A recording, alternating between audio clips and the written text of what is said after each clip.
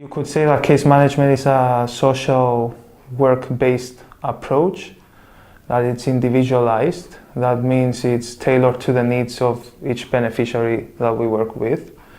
It uses a holistic approach, which refers to, for instance, having a central key person, the case management manager, that can link a potential beneficiary to such services as psychological support, legal support, and material reception support.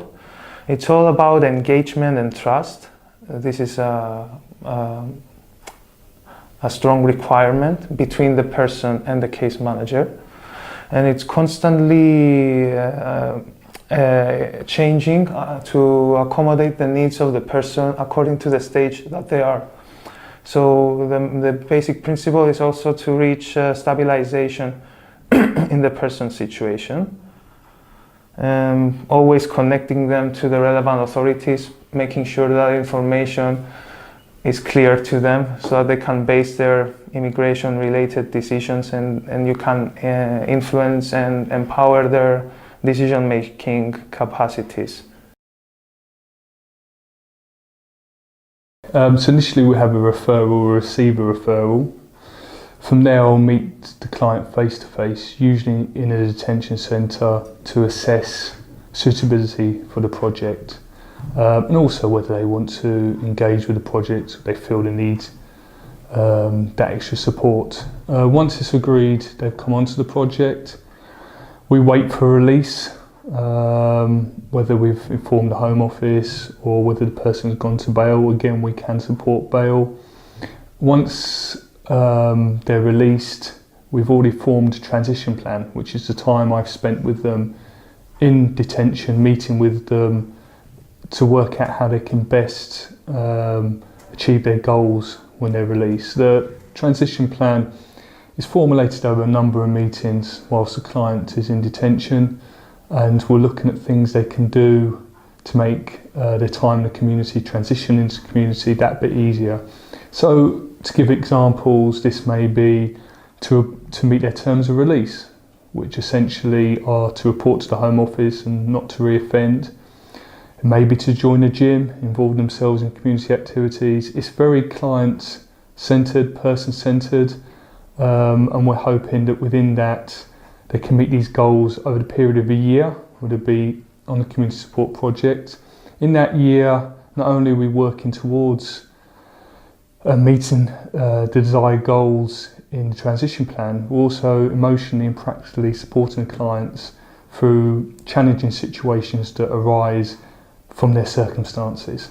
I always like to impart to all my clients that this project was set up to demonstrate that with support, people rarely abscond or reoffend, and that they don't need to be in detention. So everybody that succeeds with that is doing no small part in demonstrating that you don't have to detain people in order to get them to comply, that with correct support and reintegration, people will comply.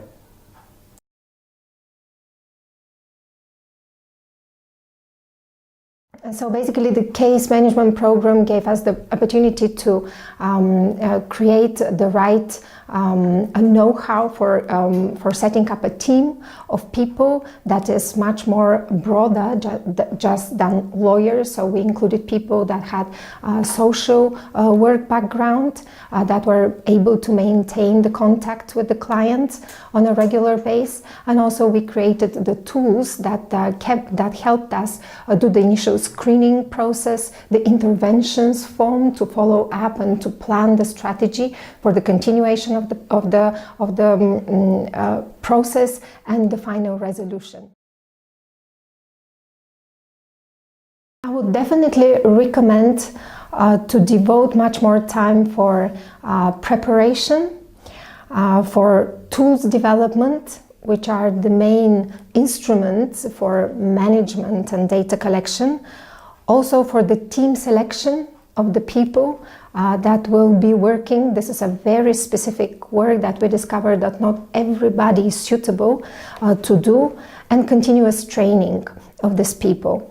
Very important is the structure of the screening process and the database collection. There's numerous with the client group I work with. They're all ex-offenders, often with significant barriers to removal to their country of birth. We have a situation where people are released have no recourse to public funds. They also can't work, and often they can't access education. So you have a situation released into community, but your options are so limited. So there's a great deal of time potentially on their hands where they can't do a lot. We also have the issue that people spent X amount of time in detention, and the fact that this has often led to quite a lot of trauma, things they've seen in detention, the feelings of helplessness and hopelessness. Despite being released, that still coexists, I think, and still continues.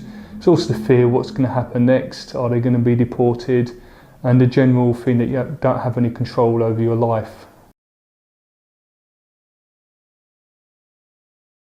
It's important that we build a trust, that there's boundaries, they know what to expect from me and from the project. And we're really looking to empower the client that once a year is finished, that they feel they're stabilised enough that they can cope with the challenges that arise from the situation they're in. So that year really is spent building trust and empowering the client to be able to feel that they can really progress their case in the community, or at least cope with the many challenges they face.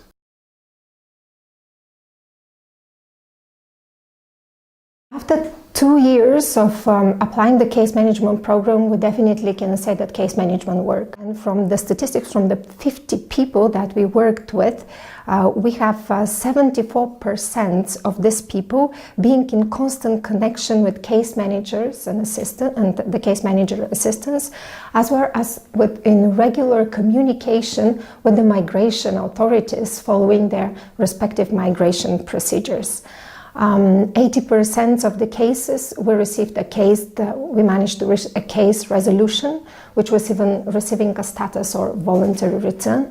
And in 91 of the cases, there is a significant effective empowerment that has been possible to be given to the people, to the clients we worked with in making informed decisions about their life and about their procedures in a very dignifying way, keeping their and improving immensely their well-being and their ability to manage their situation.